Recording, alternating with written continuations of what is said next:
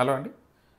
ఇయోసినోఫిలియా అంటే eosinophilic number white blood సెల్స్‌లో మన రక్తంలో పెరిగిపోవడాన్ని ఇయోసినోఫిలియా అంటారు. ఇలా ఇసినోఫిల్స్ పెరగడానికి రకరకాల కారణాలుంటాయి.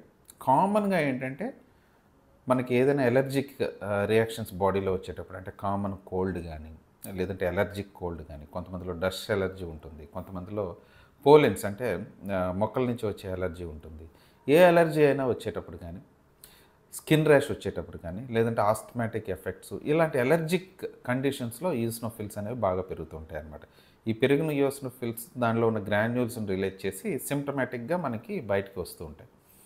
ఇవి కాకుండా కొన్నిసార్లు ఈసినోఫిల్స్ మనకి కడుపులో పురుగులు ఉన్నప్పుడు ఇలాంటప్పుడు పెరుగుతూ ఉంటాయన్నమాట.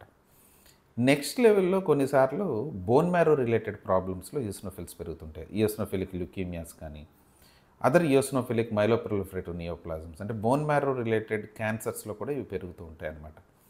ఇవి కాకుండా కొన్ని రకాల లింఫోమాస్ అంటే Hodgkin's lymphoma, non Hodgkin's lymphoma ఇలాంటి కండిషన్స్‌లో కూడా పెరుగుతుంటాయి. కొన్ని రకాల సాలిడ్ మాలిగ్నెన్సీస్‌లో కూడా ఈసినోఫిలిక్ నెంబర్ పెరుగుతూ ఉంటుందన్నమాట. సో, ఇలా ఇప్పుడు నేను చెప్పినవి రకరకాల కండిషన్స్ ఉన్నాయి ఈసినోఫిల్స్ పెరగడానికి. అసలు ఎందుకు పెరిగింది అనేది పట్టుకొని దానికి మనం ట్రీట్మెంట్ చేయగలిగితే అంటే బేసిక్ డిసీజ్‌కి మనం ట్రీట్మెంట్ చేయగలిగితే ఈసినోఫిలిక్ నెంబర్ తగ్గడం, దాంతోపాటు సింప్టమ్స్ తగ్గడం ఇలాంటివి జరుగుతూ ఉంటాయన్నమాట. కొన్ని రకాల క్యాన్సర్స్‌లో ఈ ఈసినోఫిలిక్ నెంబర్ తగ్గడానికి టార్గెటెడ్ థెరపీస్ అనేవి కూడా ఉన్నాయన్నమాట. సో, ఎప్పుడైతే ఈ రియాక్టివ్ కాజెస్, క్యాన్సర్స్ ఇలాంటివి ఏమీ దొరకలేదో అప్పుడు దాన్ని మనం ఇడియోపాథిక్ ఈయోసినోఫిలియా అంటారు. అంటే దానికి కారణం తెలీదనమాట. ఇలాంటివి కూడా కొన్ని కండిషన్స్ దొరుకుతూ ఉంటాయి అప్పుడప్పుడు.